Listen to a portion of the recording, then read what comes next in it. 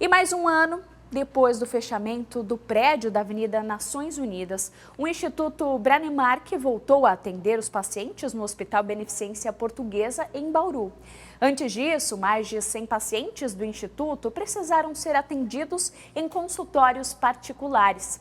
E a queda de braço pelo imóvel continua na Justiça entre o Instituto e a Prefeitura. Vamos ver. No final desse corredor, no Hospital Beneficência Portuguesa, no centro de Bauru, funciona um dos endereços atuais do Instituto Branemark. Aqui, pacientes já reabilitados fazem manutenções e o controle anual. A dona Geralda levou 6 anos para concluir o tratamento. Uma vez por ano, ela precisa passar por esse procedimento para evitar complicações. Os implantes, segundo a idosa, poderiam custar R$15 mil. Graças à política do Instituto, só gastou R$4 mil. Quando o prédio foi lacrado em janeiro do ano passado, ficou com medo de que os atendimentos não acontecessem mais. Eu falei, meu Deus do céu, aí eu sempre me falava, o que eu vou fazer agora com os dentinhos aí, só os pininhos no lugar e cadê os dentes? Mas aí, por outro lado, eu confiava que eles não iam me deixar na mão, né? Hoje está bem? Graças a Deus, está muito bem. O seu Paulo também fez implantes e precisou de próteses. Ao todo, o tratamento, que começou no prédio da Avenida Nações Unidas, custaria R$20 mil. Ele não desembolsou nenhum centavo sequer. Hoje eu posso dizer que sou outro, né? Hoje eu posso sorrir para a vida, comer, tudo bem, não me afeta em nada, sempre para melhor. Nesse outro endereço, também no centro da cidade, novos pacientes serão atendidos em 12 consultórios. Aqui também serão dados cursos a estudantes de odontologia, uma das fontes de receita do Branemark. O presidente explica que, apesar das polêmicas recentes, os atendimentos não pararam. Houve apenas, segundo ele, uma paralisação momentânea. Por isso, pacientes mais antigos, que teriam de passar por controles, e os que pretendam começar do zero, precisam saber que o Instituto não fechou as portas. Vários parceiros abriram as portas dos seus consultórios particulares para atender esses pacientes. Qual era a dificuldade, Colim?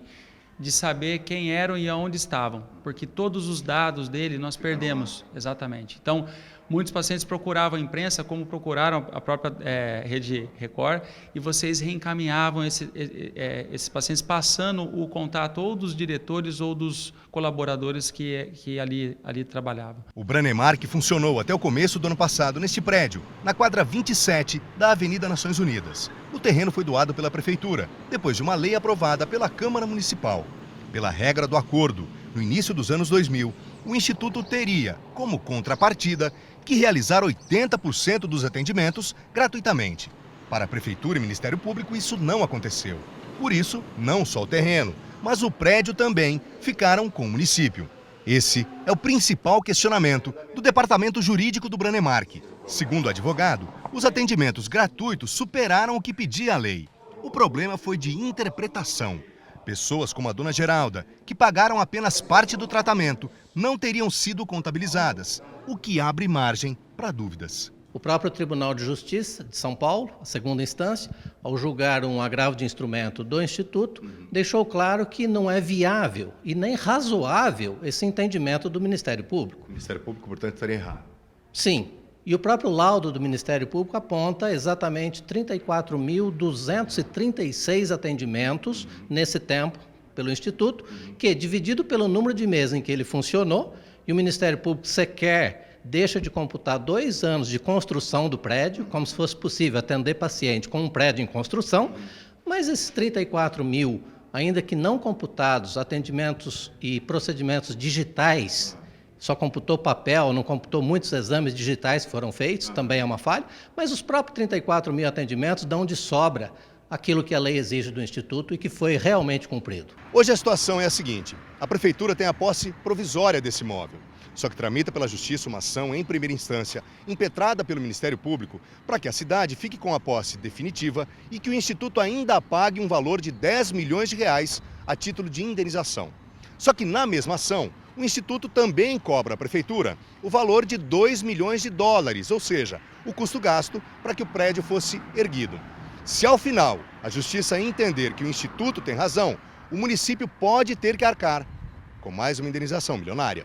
Hoje, a Prefeitura utiliza o prédio numa das regiões mais caras da cidade para receber pacientes da rede municipal. Cabe à Justiça julgar, mas com certeza o espaço está sendo muito otimizado, A oferta de recursos para essa mulher bauruense, sem dúvida, foi um grande ganho. Os responsáveis pelo Instituto Branemark não acreditam na hipótese de um dia voltar ao antigo prédio, mas creem que o direito a uma indenização está muito bem caracterizado. O pedido do Ministério Público é de R$ 9.984.000.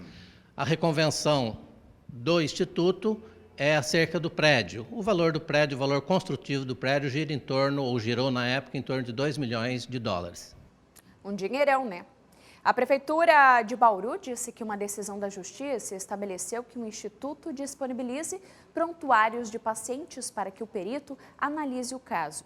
Ainda segundo a Prefeitura, ficou estabelecido que o Instituto Branemark poderá solicitar ao perito semanalmente os prontuários referentes aos pacientes que serão atendidos no período, para não prejudicar os atendimentos prestados e o andamento do processo.